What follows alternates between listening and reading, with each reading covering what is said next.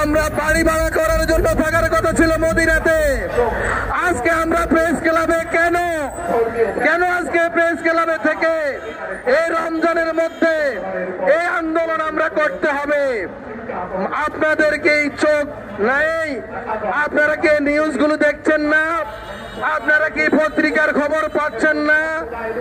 75% যাত্রীবিহীন 25% যাত্রী নিয়ে আজকে প্লেন উড়াল দিচ্ছে।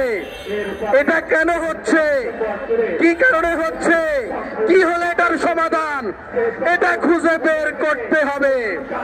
আসুন আমরা আজকের এই মানববন্ধন থেকে সরকার সহ ভিসা এবং টিকেটের সাথে সংশ্লিষ্ট সকলকে জানিয়ে দিতে চাই, আমাদের দাবি ন্যায্য দাবি।